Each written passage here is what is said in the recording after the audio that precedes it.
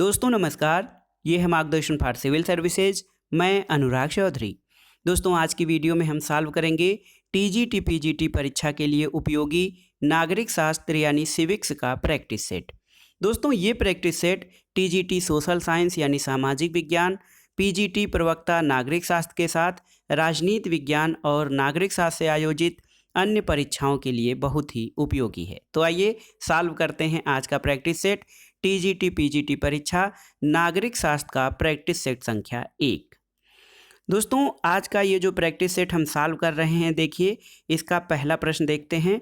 पहला प्रश्न भारतीय शासन और राज्य व्यवस्था से संबंधित है। दोस्तों देखिए प्रश्न है कि भारतीय संविधान के किस अनुच्छेद में निर्वाचन के लिए प्रावधान है, आपको बताना है। ऑप्शन है अनुच्छेद 320, अनुच्छेद 322, अनुच्छेद 324 और अनुच्छेद 326। तो उत्तर क्या है दोस्तों? सही उत्तर है भारतीय संविधान के अनुच्छेद 324 के अंतर्गत निर्वाचन आयोग का प्रावधान किया गया है। और आप जानते हैं भारत का निर्वाचन आयोग एक अस्थायी संवैधानिक निकाय है और इसकी स्थापना, याद कर लीजिए दोस्तों, निर्वाचन आयोग की स्थापना 25 जनवरी 1950, याद कर लीजिए 25 जनवरी 1950 को निर्वाचन आयोग की स्थापना की गई थी। और जो हमारा निर्वाचन आयोग है या इलेक्शन कमीशन है, ये संसद, राज्य विधानमंडल, राष्ट्रपति और उपराष्ट्रपति के पदों के निर्वाचनों का अधीक्षण, निर्देशन और नियंत्रण करता है।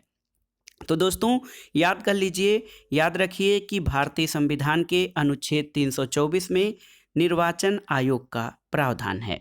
अगला प्रश्न है न्यायिक सक्रियता किससे संबंधित है? तो न्यायिक सक्रियता दोस्तों ऑप्शन देख लीजिए, प्रतिबद्ध न्यायपालिका, जनहितवाद, न्यायिक पुनरावलोकन या न्यायिक स्वतंत्रता। तो सही उत्तर है दोस्तों न्यायिक सक्रियता जो है ये जनहितवाद यानी पब्लिक इंटरेस्ट लिटिगेशन, न्यायिक सक्रियता जनहितवादों से संबंधित है। दोस्तों भारतीय संविधान में सरकार के तीनों अंग देखिए, व्यवस्थापिका, कार्यपालिका और न्यायपालिका में से सभी को अपने अपने कार्य और सीमाएं इनकी हैं। लेकिन यदि कोई अंग अपनी शक्तियों के आधिक्य में कार्य करता है तो ये सभी अंग एक दूसरे पर नियंत्रण स्थापित करने का प्रयास करेंगे। दोस्तों इस तरह से देखा जाए तो न्यायपालिका द्वारा अपनी संवैधानिक शक्तियों के अलावा कार्यपालिका और विधायिका के कार्यक्षेत्र में जनहित की दृष्टि से हस्तक्षेप किया जाना ही न्यायिक सक्रियता कहा जाता है। दोस्तों न्यायिक सक्रियता यानी जुडिशियल एक्टिविज्म, ये जनहितवाद यानी PIL, जिनको कि पब्लिक इंटरेस्ट लिटिगेशन कहा जाता है, इससे संबंधित है। अगला प्रश्न है दोस्तों किसके वर्णन में मौलाना आज़ाद, जवाहरलाल नेहरू, वल्लभ भाई पटेल तथा राजेंद्र प्रसाद जो है संविधान सभा में अल्पतंत्र के रूप में थे? तो सही उत्तर है ऑप्शन ए ग्रेनविल ऑस्टिन। दोस्तों ग्रेनविल ऑस्टिन के अनुसार मौलाना आज़ाद, जवाहरलाल नेहरू, वल्लभ भाई पटेल और राजेंद्र प्रसाद संविधान सभा में अल्पतंत्र के रूप में थे। अगला प्रश्न है देखिए, निम्नलिखित में से किस समिति के रिपोर्ट का संबंध केंद्र राज्य संबंधों से है? आपको बताना है। ऑप्शन है राजमन्नार समिति की रिपोर्ट, करारोपण प्रणाली जांच आयोग रिपोर्ट, पाल H एपेल्बी रिपोर्ट या सरकारिया आयोग की रिपोर्ट। तो उत्तर है दोस्तों देखिए जो सरकारिया आयोग, ऑप्शन डी आपका सही उत्तर है। सरकारिया आयोग की रिपोर्ट का संबंध दोस्तों केंद्र राज्य संबंधों से है। देखिए यहाँ पे एक और समिति है जो राजमन्नार कमेटी। दोस्तों राजमन्नार कमेटी भी केंद्र राज्य संबंधों पर आधारित है, लेकिन ये समिति जो है राजमन्नार समिति, ये तमिलनाडु सरकार द्वारा गठित की गई थी और इसने अपनी रिपोर्ट भी राज्य सरकार को प्रस्तुत की थी। तो देखिए न्यायमूर्ति RS सरकारिया यानी न्यायमूर्ति रणजीत सिंह सरकारिया की अध्यक्षता में 1983 में सरकारिया आयोग की नियुक्ति की गई थी और ये केंद्र राज्य संबंधों पर विचार करने के लिए नियुक्त समिति थी। अगला प्रश्न है संविधान से ही है। देखिए भारत के संविधान के भाग 4 क में उल्लिखित मौलिक कर्तव्यों की कुल संख्या कितनी है? तो सही उत्तर है दोस्तों मौलिक कर्तव्यों की संख्या जो है ये 11 है। तो याद रखिए भारतीय संविधान के भाग 4 क में उल्लिखित मौलिक कर्तव्य जो हैं इनकी संख्या वर्तमान में 11 है। अगला है दोस्तों, निम्नलिखित में से कौन सा भारतीय संविधान का अनुच्छेद सार्वजनिक सेवाओं में अवसर की समानता प्रदान करता है? ऑप्शन है अनुच्छेद 14, अनुच्छेद 15, अनुच्छेद 16 और अनुच्छेद 17। सही उत्तर क्या है दोस्तों? सही उत्तर है आपका ऑप्शन सी, अनुच्छेद 16।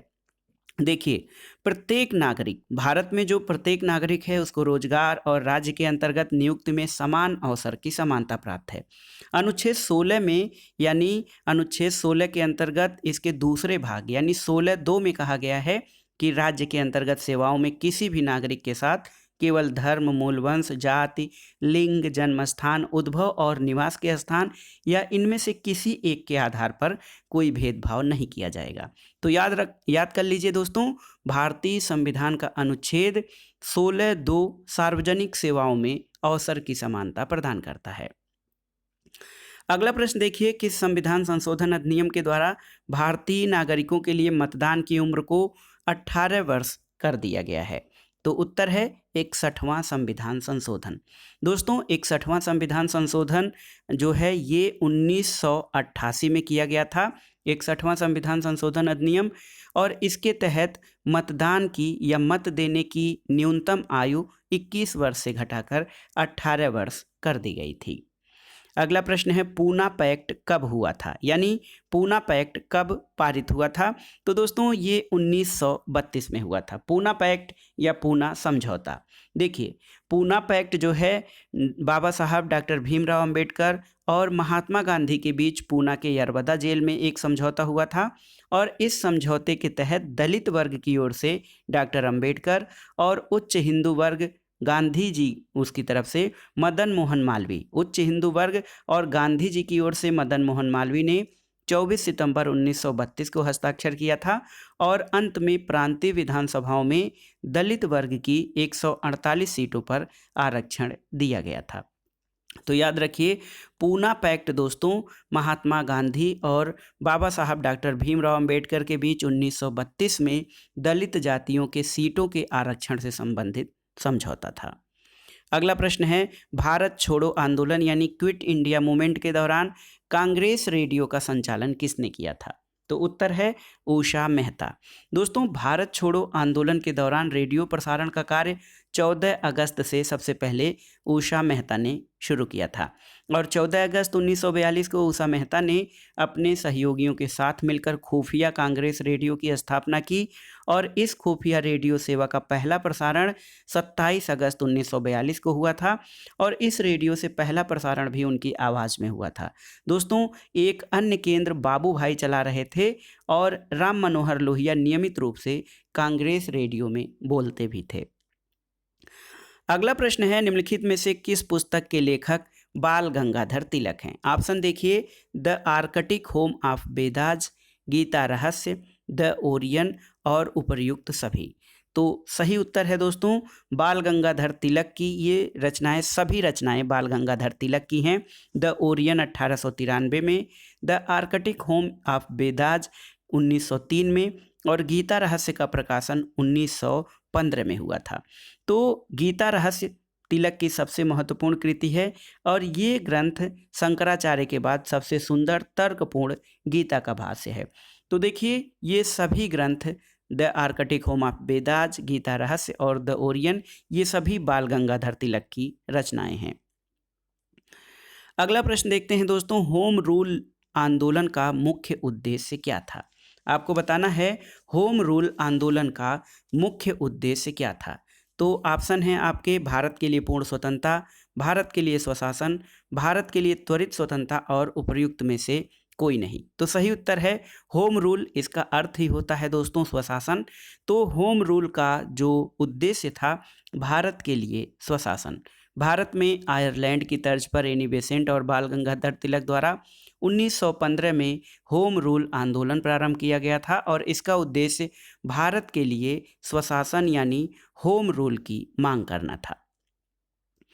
अगला प्रश्न देखते हैं, ऑल पार्टी कॉन्फ्रेंस 1928 की अध्यक्षता किसने की थी? तो सही उत्तर है दोस्तों डॉक्टर M.A. अंसारी। दोस्तों ऑल पार्टी कॉन्फ्रेंस की अध्यक्षता 1928 में डॉक्टर M.A. अंसारी ने की थी और इस कॉन्फ्रेंस में मिलकर सभी दलों ने लखनऊ में अगस्त 1928 में अपनी बैठक की थी और इसने भारत के लिए डोमिनियन स्टेट्स की सिफारिश की थी। तो याद रखिएगा ऑल पार्टी कॉन्फ्रेंस 1928 की अध्यक्षता डॉक्टर M.A. अंसारी ने की थी। अगला प्रश्न है कौन सा युग्म सही सुमेलित नहीं है, आपको बताना है। ऑप्शन है खुदीराम बोस, देखिए जज किंग्सफोर्ड, ये सही है। बारिंद्र कुमार घोष ढाका षड्यंत्र अभियोग, ये सही नहीं है। तारकनाथ दास हिंदुस्तान एसोसिएशन ऑफ अमेरिका, ये भी सही है। और लाला हरदयाल युगांतर सर्कुलर सही है। तो दोस्तों इसमें ऑप्शन बी आपका सही नहीं है। बारिंद्र कुमार घोष ढाका षड्यंत्र अभियोग से नहीं बल्कि अलीपुर षड्यंत्र अभियोग से जुड़े हुए थे। तो बारिंद्र घोष का संबंध मुख्यतः युगांतर या जिसको जुगांतर कहा जाता है उस पत्रिका के संपादन से था, जो अनुशीलन समिति द्वारा प्रकाशित बंगाली साप्ताहिक पत्रिका थी। और दोस्तों बारिंद्र नाथ घोष को जो है ये अलीपुर बम केस में फांसी की सजा सुनाई गई थी। तो याद रख लीजिए कि बारिंद्र कुमार घोष ढाका षड्यंत्र अभियोग से नहीं बल्कि अलीपुर बम केस से संबंधित थे। अगला प्रश्न है, देखिए यहाँ पे बहुत ही महत्वपूर्ण प्रश्न है दोस्तों, दल विहीन लोकतंत्र के सिद्धांत के समर्थक कौन थे, आपको बताना है। तो दल विहीन लोकतंत्र के सिद्धांत के समर्थक दोस्तों ऑप्शन देखिए राम मनोहर लोहिया, जयप्रकाश नारायण, जवाहरलाल नेहरू और डॉक्टर राजेंद्र प्रसाद। तो सही उत्तर है दल विहीन लोकतंत्र के सिद्धांत के समर्थक जयप्रकाश नारायण या जिनको कि JP नारायण कहा जाता है वो रहे हैं। दोस्तों जयप्रकाश नारायण का मानना था कि लोकतांत्रिक व्यवस्था में राजनीतिक दलों का कोई औचित्य नहीं है और इन्होंने समाज सुधार के संदर्भ में संपूर्ण क्रांति की अवधारणा का प्रतिपादन किया था। दोस्तों जयप्रकाश नारायण से पहले भारत में M.N. राय, देखिए M.N. राय जिनको उग्र मानवतावादी विचारक कहा जाता है, इन्होंने भी दल विहीन लोकतंत्र के जो है समर्थन किया है। दल विहीन लोकतंत्र का समर्थन M.N. राय ने किया है, लेकिन इस सिद्धांत का समर्थक जो है बहुत ही मजबूती से इसका समर्थन या पार्टीलेस डेमोक्रेसी का समर्थन जयप्रकाश नारायण ने किया था। अगला प्रश्न है दोस्तों, राज्य के सप्तांग सिद्धांत को किसने तैयार किया था, आपको बताना है। तो सही उत्तर है कौटिल्य। दोस्तों राज्य का सप्तांग सिद्धांत जो है ये मानता है कि राज्य के 7 तत्व होते हैं, 7 अंग होते हैं, स्वामी, अमात्य, जनपद, दुर्ग, दंड, कोश और मित्र। अगला प्रश्न है, भारत के निम्न प्राचीनतम ग्रंथों में से किसमें राज्य की उत्पत्ति के दैवीय सिद्धांत का समर्थन किया गया है। ऑप्शन है वेद, रामायण, अर्थशास्त्र और मनुस्मृति। तो सही उत्तर है दोस्तों मनुस्मृति। मनुस्मृति में राज्य की उत्पत्ति के दैवी सिद्धांत का समर्थन किया गया है। दोस्तों मनुस्मृति जो है ये हिंदू धर्म का एक प्राचीन धर्मशास्त्र है और इसको मनुस्मृति या मनुसंहिता के नाम से जाना जाता है। इसमें 12 अध्याय हैं और 2500 श्लोक हैं और इसमें यह भी बताया गया है कि राजा ईश्वर से उत्पन्न है और राजा में अनेक देवता निवास करते हैं, इसलिए राजा स्वयं देवता बन जाता है। तो दोस्तों मनुस्मृति में इस सिद्धांत को स्वीकार किया गया है कि राज्य की उत्पत्ति ईश्वर के द्वारा की गई है और राजा को ईश्वर के द्वारा राज्य के संचालन के लिए भेजा गया है। या अगला प्रश्न देखते हैं दोस्तों, मनुस्मृति में राज्य का स्वरूप है कैसा। ऑप्शन है सावयवी, आर्थिक, कानूनी और राजनीतिक। तो सही उत्तर है दोस्तों सावयवी। मनुस्मृति में जो राज्य का स्वरूप है वो सावयवी है। दोस्तों राज्य का स्वरूप इंसानों के बृहत स्वरूप के समान होता है और मनु ने राज्य के 7 सावयवी अंगों का वर्णन किया है, जिसमें स्वामी, अमात्य, पुर, राष्ट्र, कोष, दंड और सुहृद होते हैं। अगला प्रश्न बहुत ही आसान सा प्रश्न है दोस्तों, दक्षिण अफ्रीका में महात्मा गांधी के आश्रम का क्या नाम था। तो सही उत्तर है दक्षिण अफ्रीका में महात्मा गांधी ने फिनिक्स आश्रम की स्थापना की थी। तो देख लीजिए, उत्तर है दक्षिण अफ्रीका में महात्मा गांधी के आश्रम का नाम फिनिक्स है और 1904 में गांधी जी ने सेठ पारसी रुस्तम जी के सहयोग से डरबन के समीप फिनिक्स नामक स्थान पर 100 एकड़ जमीन खरीदकर फिनिक्स फार्म की स्थापना की थी। अगला प्रश्न है, कौन सी कृति मार्क्स और एंगेल्स दोनों की है? तो दोस्तों, मार्क्स और एंगेल्स दोनों बहुत ही महत्वपूर्ण विचारक हैं। मार्क्सवाद के अंतर्गत कार्ल मार्क्स और फ्रेडरिक एंगेल्स दोनों के विचार आते हैं। दोस्तों, मार्क्स के अभाव में एंगेल्स और एंगेल्स के अभाव में मार्क्स को अपूर्ण माना जाता है। दोस्तों, इनको मार्क्स और एंगेल्स को एक दूसरे का पूरक माना जाता है और इन दोनों ने संयुक्त रूप से कई रचनाएं की रचना की है। देखिए, इसमें the Civil War in the United States, the Communist Manifesto, the German Ideology और द होली फैमिली तथा रिवॉल्यूशन एंड काउंटर रिवॉल्यूशन है। तो इसमें देखिए, जर्मन आइडियोलॉजी। दोस्तों, जर्मन आइडियोलॉजी मार्क्स और एंगेल्स दोनों की संयुक्त कृति का नाम है। तो याद कर लीजिए, मार्क्स और एंगेल्स ने मिलकर the Communist manifesto, German Ideology और द होली फैमिली नामक महत्वपूर्ण ग्रंथों की रचना की है। अगला प्रश्न आते हैं दोस्तों, द्वंद्वात्मक पद्धति सर्वप्रथम किसके द्वारा प्रतिपादित की गई थी, आपको बताना है। तो सही उत्तर है, द्वंद्वात्मक पद्धति हीगल के द्वारा प्रतिपादित की गई थी। हीगल कहता है कि विश्वात्मा शाश्वत है, सतत क्रियाशील और गतिशील है। इसका विकास द्वंद्वात्मक यानी डायलेक्टिकल प्रोसेस के माध्यम से निरंतर होता रहता है और हीगल इसमें 3 क्रम की बात करता है, वाद, प्रतिवाद और संवाद, यानी थेसिस, एंटीथेसिस और सिंथेसिस की बात करता है हीगल अपने द्वंद्वात्मक पद्धति में। तो याद रखिए, द्वंद्वात्मक पद्धति का प्रतिपादन हीगल के द्वारा किया गया था। अगला प्रश्न है, निम्नलिखित में से किसे एक क्रांतिकारी पंथ के मसीहा के रूप में जाना जाता है, आपको बताना है। तो सही उत्तर है दोस्तों, क्रांतिकारी पंथ के मसीहा के रूप में कार्ल मार्क्स को जाना जाता है। देखिए, कार्ल मार्क्स एक जर्मन दार्शनिक, अर्थशास्त्री, इतिहासकार, राजनीतिक सिद्धांतकार और समाजशास्त्री था। दोस्तों, कार्ल मार्क्स को वैज्ञानिक समाजवाद यानी साइंटिफिक सोशलिज्म का प्रणेता माना जाता है और मार्क्स को एक क्रांतिकारी पंथ के मसीहा के रूप में जाना जाता है और वर्ग संघर्ष का सिद्धांत मार्क्स के वैज्ञानिक समाजवाद का जो है ये आधार है। इन्होंने दास कैपिटल की रचना की है। तो उत्तर है दोस्तों, मार्क्स को क्रांतिकारी पंथ के एक मसीहा के रूप में माना जा सकता है। अगला प्रश्न है, उपयोगितावाद यानी यूटिलिटेरियनिज्म। उपयोगितावाद के दर्शन के संस्थापक कौन हैं? ऑप्शन है जेम्स मिल, John Stuart Mill, Jurgen Habermas और जेरमी बेंथम। तो सही उत्तर है दोस्तों जेरमी बेंथम, ऑप्शन डी। उपयोगितावाद के दर्शन के संस्थापक जेरमी बेंथम को माना जाता है। दोस्तों, देखा जाए तो उपयोगितावाद शब्द जो है इसका सबसे पहले प्रयोग जे.एस. मिल ने किया था, लेकिन उपयोगितावाद को एक सुनिश्चित दर्शन या एक विचारधारा के रूप में जेरमी बेंथम ने अपनाया था, यानी इसको उसने परिष्कृत और परिमार्जित स्वरूप में सबसे पहले एक व्यवस्थित दर्शन का निर्माण उपयोगितावाद का जेरमी बेंथम ने किया था।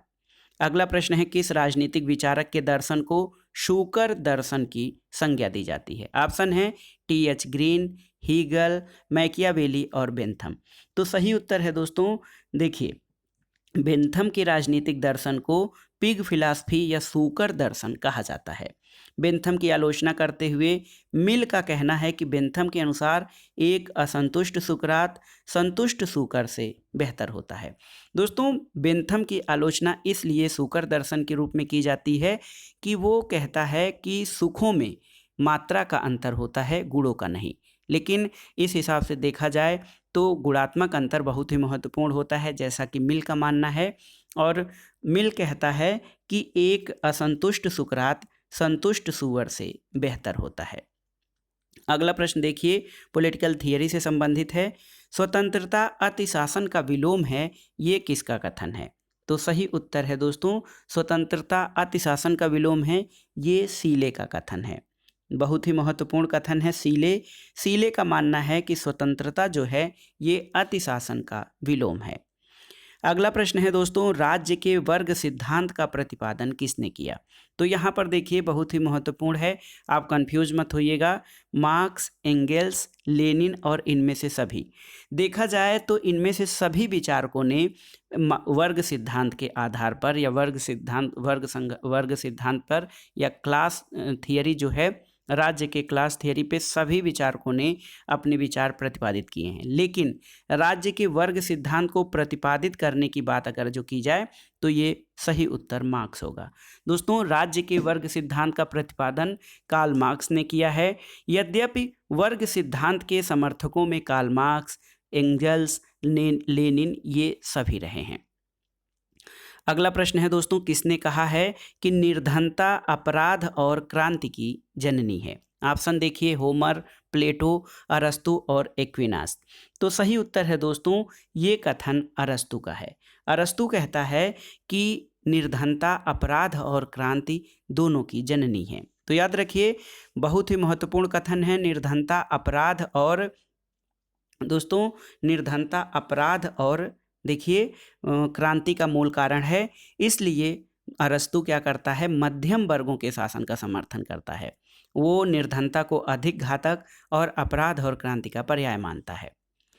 अगला प्रश्न है दोस्तों, जॉन राल्स ने अपनी पुस्तक ए थियरी ऑफ जस्टिस में निम्नलिखित में से किसकी सामाजिक अनुबंध परंपराओं का पुनरुद्धार नहीं किया है? दोस्तों, जॉन राल्स एक महत्वपूर्ण आधुनिक विचारक हैं जिन्होंने अपना न्याय का सिद्धांत अपनी पुस्तक ए थियरी ऑफ जस्टिस में दिया है।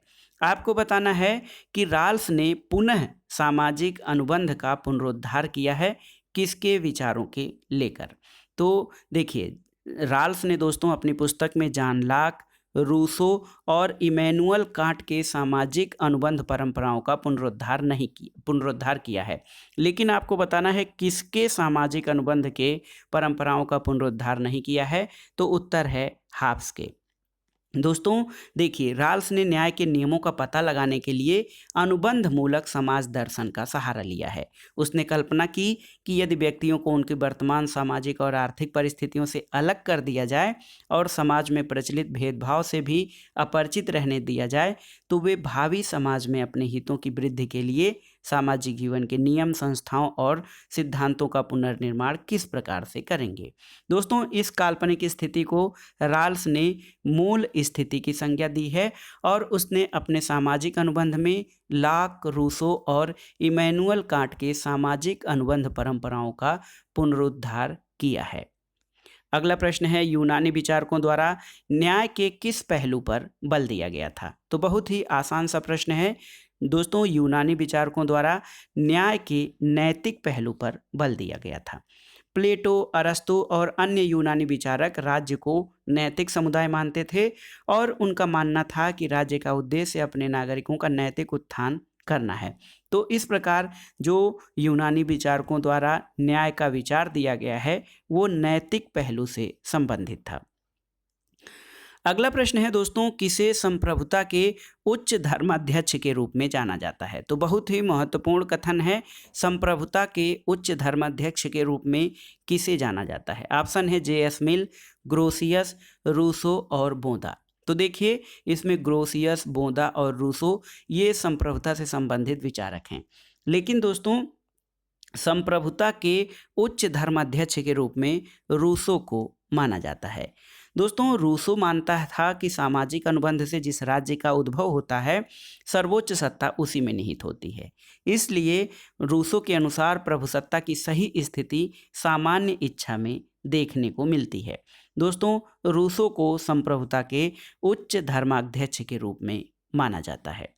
अगला प्रश्न है, प्राकृतिक अधिकारों के सिद्धांत के प्रवर्तक कौन है? तो सही उत्तर है जॉन लॉक। जॉन लॉक दोस्तों प्राकृतिक अधिकारों के या जो नेचुरल राइट्स हैं उनके सिद्धांत के समर्थक हैं।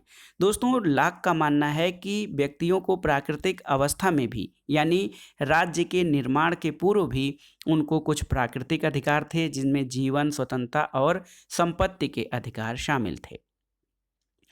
अगला प्रश्न है दोस्तों, हाब्स का नाम सामान्यतः संप्रभु के निरंकुश शक्ति के सिद्धांत के साथ जोड़ा जाता है, लेकिन यह सिद्धांत उसके व्यक्तिवाद का आवश्यक संपूरक था। आपको बताना है कि ये कथन किसका है। ऑप्शन है CL वेपर, माइकल ओक्साट, लियो स्ट्रास और GH सेबाइन। तो सही उत्तर है दोस्तों ये कथन GH सेबाइन का है। वो कहता है कि हाब्स प्रजा को राज्याधीश की अवहेलना करने की अनुमति उसी स्थिति में देता है जब राज्य द्वारा ऐसा कोई कार्य करने का आदेश दिया जाए जिससे व्यक्ति का जीवन खतरे में पड़ जाता हो, अन्यथा अन्य किसी भी स्थिति में वो राज्य के विरोध का अधिकार नहीं देता है। दोस्तों समाज और राज्य को कृत्रिम मानना और व्यक्ति के जीवन रक्षा उसके अस्तित्व को स्वीकार करना हाब्स को प्रथम श्रेणी का व्यक्तिवादी भी घोषित करता है। यानी हाब्स के विचारों में व्यक्तिवाद के भी लक्षण मिलते हैं। इसीलिए GH सेबाइन का कहना है कि हाब्स का नाम सामान्य संप्रभु के निरंकुश शक्ति के सिद्धांत के साथ जोड़ा जाता है, लेकिन ये सिद्धांत उसके व्यक्तिवाद या इंडिविजुअलिज्म का आवश्यक संपूरक था। अगला प्रश्न देखते हैं, अरस्तु की उपेक्षा करने वाला पहला आधुनिक राजनीतिक विचारक कौन था? ऑप्शन देखिए, मैकियावेली, बोदा, लाक या फिर हाब्स। तो सही उत्तर है दोस्तों अरस्तु की उपेक्षा करने वाला पहला आधुनिक राजनीतिक विचारक थॉमस हाब्स था। हाब्स का कथन है कि ज्ञान का अंत शक्ति है और इसके अलावा राजनीति विज्ञान का अध्ययन वो ज्यामिति, भौतिकी और मनोविज्ञान के आधार पर करता है। दोस्तों थॉमस हाब्स विशुद्ध रूप से भौतिकवादी विचारक है और हाब्स का मानना है कि व्यक्ति और संपूर्ण विश्व भौतिक अणुओं के समुच्चय से बना हुआ है, जबकि अरस्तु का मानना है कि व्यक्ति में जो आवश्यकताएं विद्यमान होती हैं वो पशुओं से मिलती हैं। और अरस्तु की उपेक्षा करने वाला पहला आधुनिक राजनीतिक विचारक थॉमस हाब्स था। अगला प्रश्न देखते हैं, प्रश्न संख्या 33, निम्नलिखित में से अरस्तु की प्रसिद्ध पुस्तक कौन सी है? तो देखिए ऑप्शन है the Republic, the social contract, लाज और पॉलिटिक्स। तो सही उत्तर है दोस्तों अरस्तु की प्रसिद्ध पुस्तक पॉलिटिक्स है। तो याद रखिएगा अरस्तु की प्रसिद्ध पुस्तक दोस्तों ये पॉलिटिक्स है। इसके अलावा द रिपब्लिक और लाज ये प्लेटो की कृतियां हैं। द रिपब्लिक और लाज ये प्लेटो की कृतियां हैं। सोशल कॉन्ट्रैक्ट आप जानते हैं ये रूसो की रचना है। और दोस्तों अरस्तु को राजनीति विज्ञान के साथ साथ जीव विज्ञान का भी जनक कहा जाता है। आपसे ये प्रश्न पूछा जाए कि अरस्तु द्वारा लिखित पॉलिटिक्स कितने भागों में है? तो दोस्तों पॉलिटिक्स 8 भागों में विभाजित है।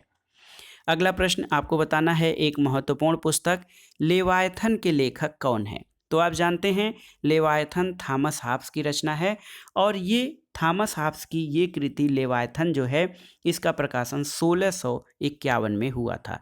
तो याद रख लीजिएगा हाब्स के प्रसिद्ध कृति लेवायथन का प्रकाशन 1651 में हुआ था। और आप जानते हैं कि हाब्स एक संविदावादी विचारक है और राज्य की उत्पत्ति के संबंध में इसने समझौतावादी सिद्धांत का समर्थन किया है और साथ ही साथ हाब्स को निरंकुश संप्रभुता का जनक भी कहा जाता है।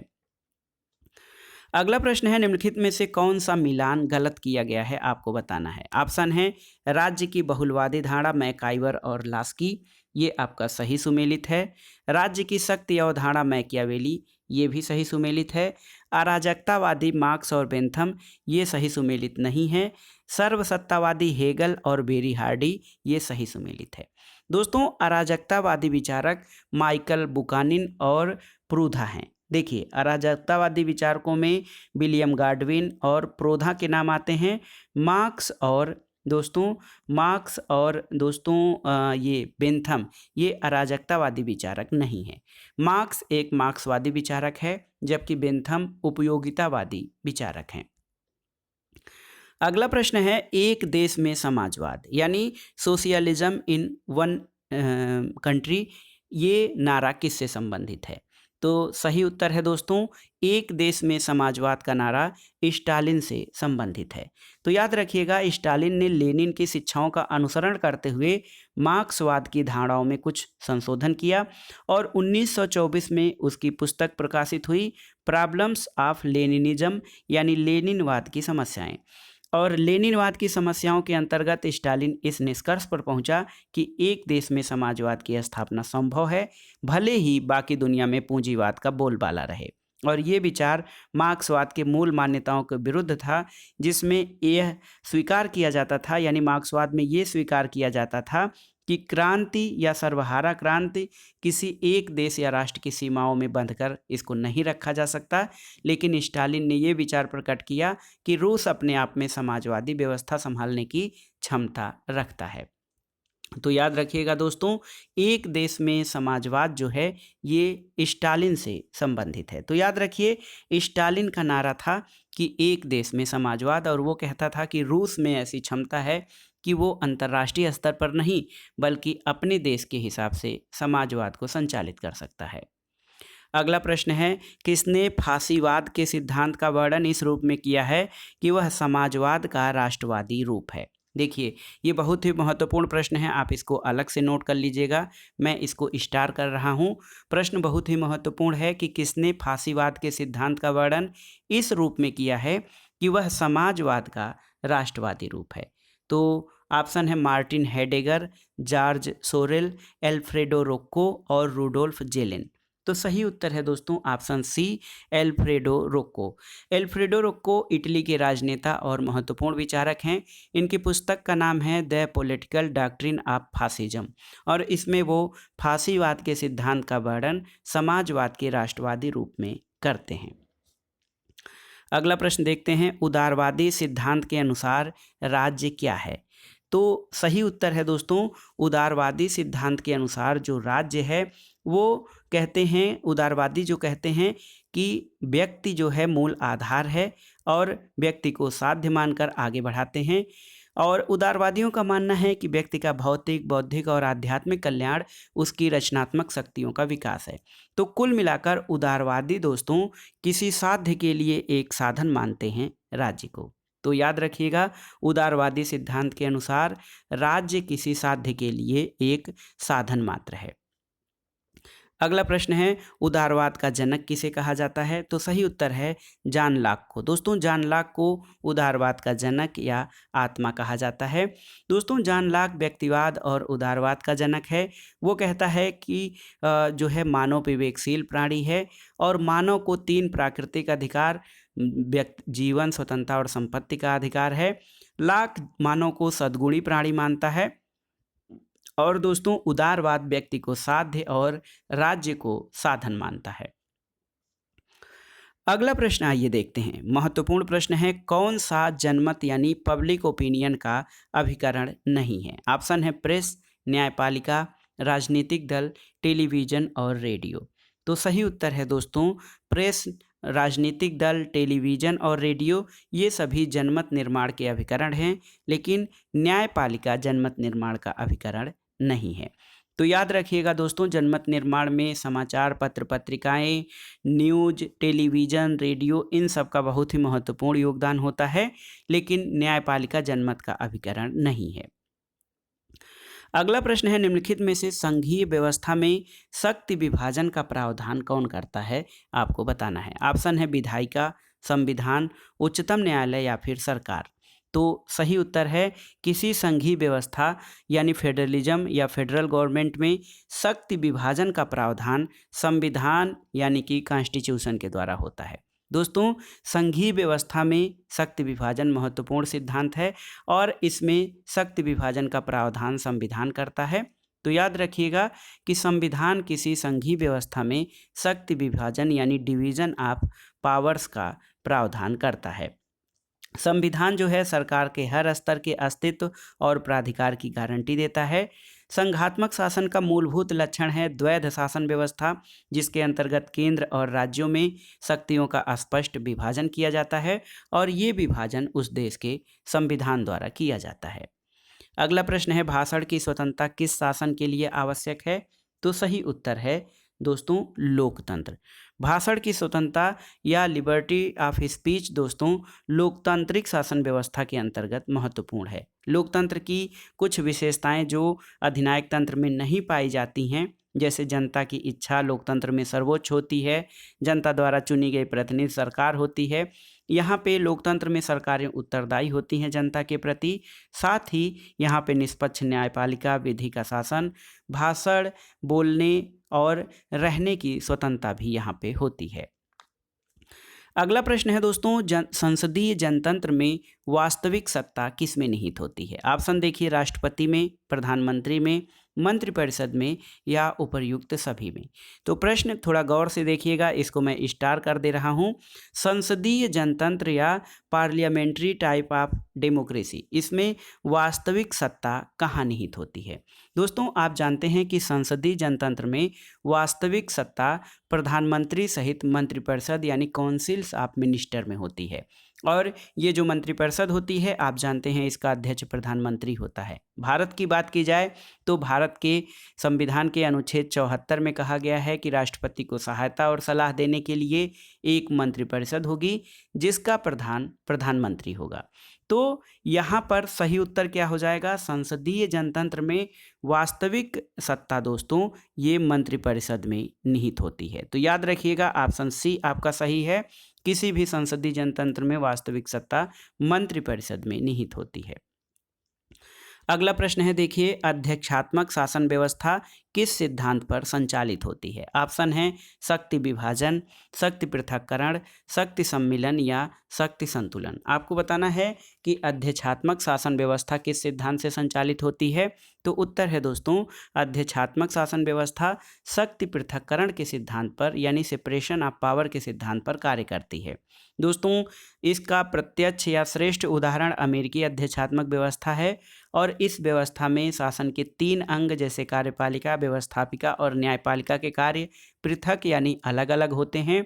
समस्त कार्यकारी शक्तियां राष्ट्रपति में निहित होती हैं और वह राज्य और शासन दोनों का प्रधान होता है। तो याद रखिएगा, अध्यक्षात्मक शासन व्यवस्था में शक्ति पृथक्करण के सिद्धांत पर जो है संचालन होता है। अगला प्रश्न है, जस्टिस शब्द जस से निकला है, जस का संबंध किस भाषा से है? आपको बताना है, अंग्रेजी, फ्रांसीसी, लैटिन या हिंदी। तो दोस्तों जस्टिस शब्द यानी जिसका हिंदी अर्थ न्याय होता है, जस्टिस अंग्रेजी भाषा का शब्द है और इसकी उत्पत्ति जस से हुई है। जस जो है एक लैटिन भाषा का शब्द है। दोस्तों लैटिन भाषा के शब्द जस का अर्थ होता है जोड़ना। तो जोड़ना या न्याय ऐसा सामाजिक आदर्श है जिसके द्वारा मनुष्य के पारस्परिक संबंधों की उचित व्यवस्था या उद्देश्य में की जाती है कि संगठित समाज की इकाई के रूप में व्यक्ति के अधिकारों में सामंजस्य बना रहे। तो याद रखिएगा, जस्टिस शब्द की उत्पत्ति लैटिन भाषा के जस शब्द से हुई है। अगला प्रश्न है, संप्रभुता से संबंधित ये प्रश्न है कि किसका विचार है कि संप्रभुता ईश्वरीय और प्राकृतिक कानूनों से सीमित है? ऑप्शन है बोदा, लाक, हाब्स या रूसो।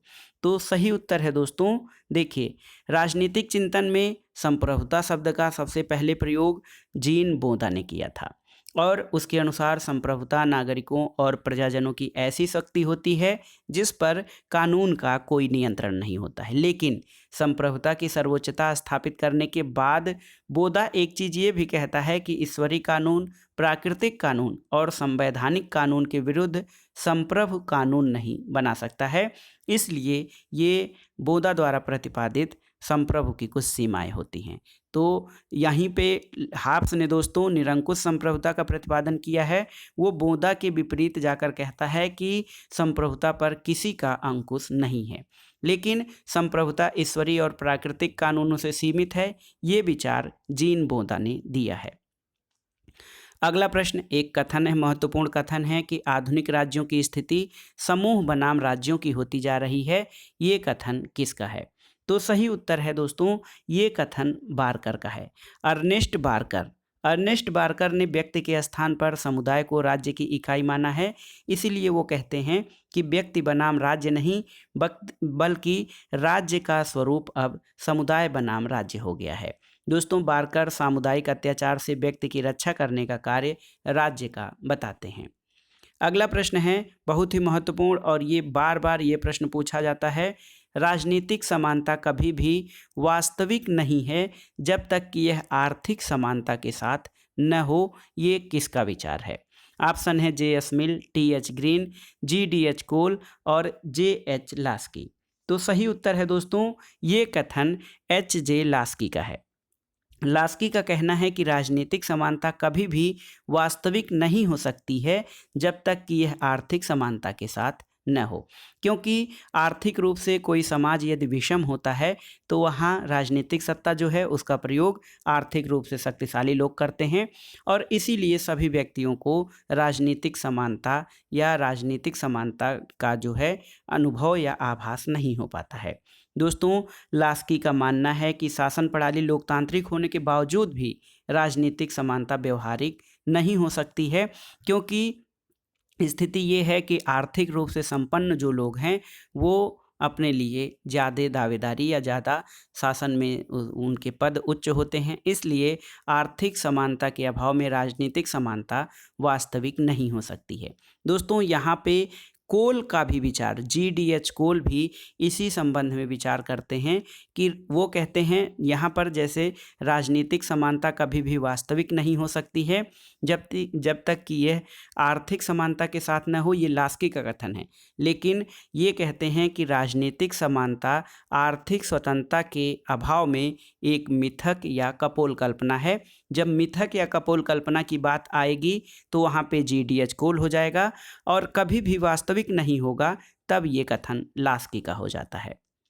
अगला प्रश्न है, किसने कहा है कि यदि स्वतंत्रता और विधि में संघर्ष नहीं रहेगा तो स्वतंत्रता स्वयं अपने से ही संघर्ष करने लगेगी? ये कथन किसका है? तो सही उत्तर है, ये कथन बारकर का है। दोस्तों, बारकर ने कहा है कि यदि स्वतंत्रता और विधि में संघर्ष नहीं होगा तो स्वतंत्रता स्वयं अपने से ही संघर्ष करने लगेगी। अगला प्रश्न है, अधिकार वह दावा है जिसे समाज स्वीकार करता है और राज्य लागू करता है, ये कथन किसका है? तो देखिए, ये भी बहुत ही महत्वपूर्ण प्रश्न है, बार बार परीक्षाओं में पूछा जाता है। अधिकार वह दावा है जिसे समाज स्वीकार करता है और राज्य लागू करता है, ये कथन बोसांके का है। देखिए, यहाँ पर जब दावा शब्द की बात आती है तो ये कथन बोसांके का हो जाता है, लेकिन अधिकार वे मांगे हैं जिसे समाज स्वीकार करता है और राज्य लागू करता है, तो ये लास्की का कथन हो जाएगा। तो सही उत्तर है दोस्तों, अधिकार वह दावा है जिसे समाज स्वीकार करता है और राज्य लागू करता है, ये बोसांके का कथन है। अगला प्रश्न बहुत ही महत्वपूर्ण है, ए थियरी ऑफ जस्टिस पुस्तक के लेखक कौन हैं? तो आप जानते हैं ए थियरी ऑफ जस्टिस पुस्तक के लेखक जॉन रॉल्स हैं, लेकिन आपके लिए एक प्रश्न है कि जॉन रॉल्स द्वारा जो लिखित पुस्तक ए थियरी ऑफ जस्टिस का प्रकाशन किस वर्ष में हुआ था? आपको ईयर बताना है दोस्तों कि किस वर्ष में जॉन रॉल्स की पुस्तक ए थियरी ऑफ जस्टिस का प्रकाशन हुआ था। अगला प्रश्न है दोस्तों, निम्नलिखित सिद्धांतों में से किसके अनुसार राज्य की स्थापना जनता की इच्छा से हुई है? यानी कौन सा सिद्धांत ये मानता है कि राज्य की स्थापना जनता की इच्छा से हुई है? ऑप्शन है शक्ति सिद्धांत, दैवी उत्पत्ति का सिद्धांत, सामाजिक समझौता सिद्धांत और इनमें से कोई नहीं। तो सही उत्तर है दोस्तों, सामाजिक समझौता सिद्धांत, theory of social contract. Social contract theory में दोस्तों ये माना जाता है कि राज्य की स्थापना जनता की इच्छा से हुई है। दोस्तों, जो राज्य के संविदा सिद्धांत है ये 17वीं और 18वीं शताब्दी में बहुत ही महत्वपूर्ण था। इसमें ये माना जाता था कि राज्य दैवीय न होकर एक मानवीय संस्था है जिसका निर्माण व्यक्तियों ने सबके हित साधन के उद्देश्य से किया है। अगला प्रश्न देखिए, बहुत ही महत्वपूर्ण है, राज्य व्यक्ति का विराट रूप है, ये किसका कथन है? तो सही उत्तर है, ये कथन प्लेटो का है, जो कहता है कि राज्य मानव मस्तिष्क का विराट रूप है। राज्य बलूत के वृक्ष अथवा चट्टानों से नहीं निकलते, बल्कि वे उन लोगों के मस्तिष्क और चरित्र का परिणाम होते हैं जो उसमें निवास करते हैं। तो याद रखिए, राज्य व्यक्ति का विराट रूप है, ये प्लेटो का कथन है। अगला प्रश्न है दोस्तों, किस विचारक ने रात्रि प्रहरी राज्य की अवधारणा का समर्थन किया है? ऑप्शन है John Rawls, Robert Nozick, Macpherson और स्टीफेन। तो सही उत्तर है दोस्तों, देखिए, राज्य की या रात्रि प्रहरी राज्य की अवधारणा का समर्थन रॉबर्ट नोजिक ने किया है। रॉबर्ट नोजिक के अनुसार राज्य की भूमिका एक रात्रि के चौकीदार वाली निगरानी रखने की है, और नोजिक की पुस्तक है एनार्की स्टेट एंड यूटोपिया। इसमें उसने न्यूनतम राज्य के विचार का समर्थन किया है, इसलिए नोजिक को कभी कभी अर्ध अराजकतावादी भी कहा जाता है, और रात्रि प्रहरी राज्य की अवधारणा का समर्थन रॉबर्ट नोजिक के द्वारा किया गया है। अगला प्रश्न है, किसका ये विचार है कि राज्य व्यक्ति का पूर्वगामी है या राज्य व्यक्ति से पूर्व है? तो उत्तर है दोस्तों, ये कथन अरस्तु का है कि राज्य व्यक्ति का पूर्वगामी है। दोस्तों, अरस्तु ने राज्य पर विचार किया है कि राज्य व्यक्ति से पूर्व का संगठन है। और ऐसा कहने से अरस्तु का क्या मतलब है? दोस्तों, अरस्तु ये नहीं कहता है कि ऐतिहासिक दृष्टि से राज्य का जन्म पहले हुआ है, बल्कि उसके कहने का अभिप्राय ये है कि मानसिक या मनोवैज्ञानिक दृष्टि से राज्य का जन्म पहले हो चुका था। ये कैसे हुआ, इस संबंध में ये कहा जा सकता है क्योंकि आप जानते हैं कि राज्य एक पूर्ण समुदाय है, केवल व्यक्ति उसका एक अंग मात्र है। तो इसलिए पूर्णता पहले आती है और अंग इसके बाद आता है, अंग उसके बाद अंग आता है, इसलिए राज्य व्यक्ति का पूर्ववर्ती है। तो ऐतिहासिक दृष्टि से दोस्तों देखा जाए तो ऐतिहासिक दृष्टि से तो नहीं, बल्कि मनोवैज्ञानिक या मानसिक दृष्टि से राज्य पहले है, क्योंकि राज्य एक पूर्ण संस्था है और व्यक्ति उसका अंग मात्र है। अगला प्रश्न है, राज्य के सावयव सिद्धांत या ऑर्गेनिक थियरी का समर्थन किसने किया है? ऑप्शन है मार्क्स और एंगल्स, हाब्स और लॉक, रूसो और ग्राम्सी, और ब्लंटस्ली और हर्बर्ट स्पेंसर। तो सही उत्तर है दोस्तों, देख लेते हैं, सावयव सिद्धांत। सावयव सिद्धांत या ऑर्गेनिक थियरी जो है ये मानता है कि राज्य जो है शरीर रूप है और इसमें शरीर के जिस तरह से शरीर के अलग अलग अंग होते हैं उसी प्रकार राज्य के अंग होते हैं और वो उनसे मिलकर बनता है। दोस्तों, राज्य के सावयव सिद्धांत का समर्थन ब्लंटस्ली और हर्बर्ट स्पेंसर के द्वारा किया गया है। अगला प्रश्न है, निम्नलिखित में से कौन सा ऐतिहासिक सिद्धांत माना जाता है? तो राज्य की उत्पत्ति के संबंध में विकासवादी सिद्धांत को दोस्तों ऐतिहासिक सिद्धांत माना जाता है। और विकासवादी सिद्धांत में ये माना जाता है कि अन्य मानव संस्थाओं की तरह राज्य भी ऐतिहासिक विकास का परिणाम है और इसी कारण ये राज्य की उत्पत्ति का सर्वाधिक सर्वमान्य सिद्धांत भी माना जाता है। अगला प्रश्न है, राजनीतिक विज्ञान में व्यवहारवादी क्रांति के जनक किसे माना जाता है? तो सही उत्तर है दोस्तों डेविड ईस्टन को। दोस्तों, डेविड ईस्टन को व्यवहारवादी क्रांति का जनक माना जाता है। इसके अलावा देखिए रॉबर्ट डहेल, इनका भी व्यवहारवादी क्रांति में विशेष योगदान है। राजनीति विज्ञान में व्यवहारवाद एक ऐसा प्रभावशाली सिद्धांत है जिसमें राजनीतिक अध्ययन करने में मूल्यों को तरजीह देने का विरोध किया और ये राजनीति को प्राकृतिक विज्ञानों के तर्ज पर समझना चाहता है। तो सही उत्तर है दोस्तों, राजनीति विज्ञान में व्यवहारवादी क्रांति का जनक डेविड ईस्टन को माना जाता है। देखिए, एक महत्वपूर्ण पुस्तक है the modern state. The modern state पुस्तक के लेखक कौन है? तो सही उत्तर है दोस्तों, ये कृति मैकाइवर की है। R.M. MacIver, Robert Morrison MacIver. दोस्तों, मैकाइवर एक समाजशास्त्री थे और इन्होंने अपनी पुस्तक द मॉडर्न स्टेट, जिसका प्रकाशन 1926 में हुआ था, इस बात का उल्लेख किया था कि राज्य विकास का परिणाम है।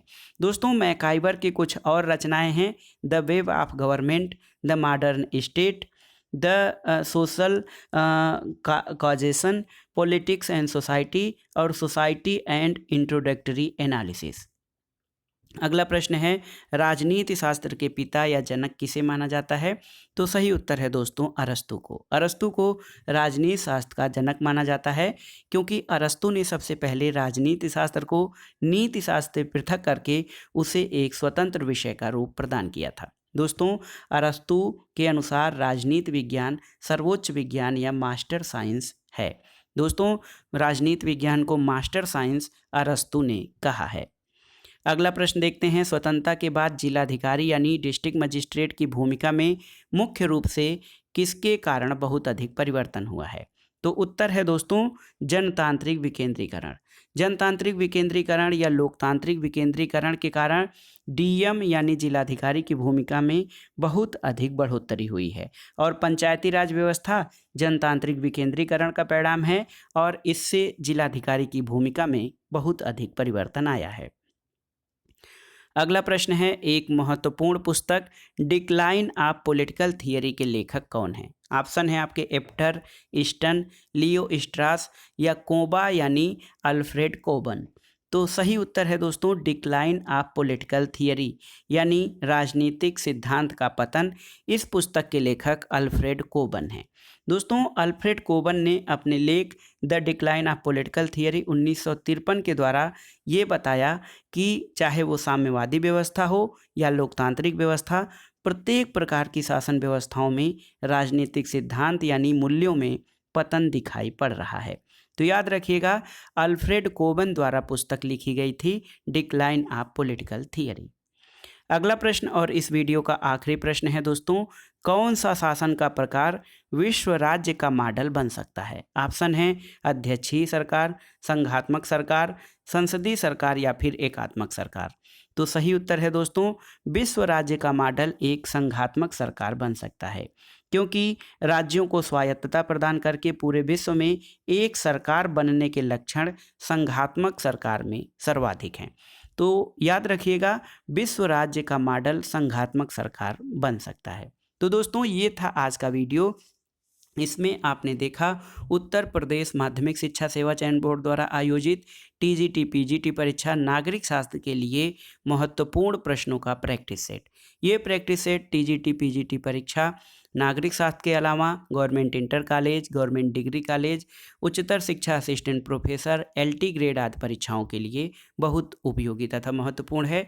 आप इन प्रश्नों को तैयार कर लीजिएगा ताकि परीक्षाओं में ये प्रश्न पूछे जाएं तो आप सही अटेम्प्ट कर सकें। दोस्तों वीडियो आपको कैसा लगा हमें कमेंट बॉक्स में ज़रूर बताइएगा। वीडियो को लाइक करें, शेयर करें और इस चैनल मार्गदर्शन फॉर सिविल सर्विसेज को सब्सक्राइब करें। वीडियो देखने के लिए धन्यवाद दोस्तों, नमस्कार।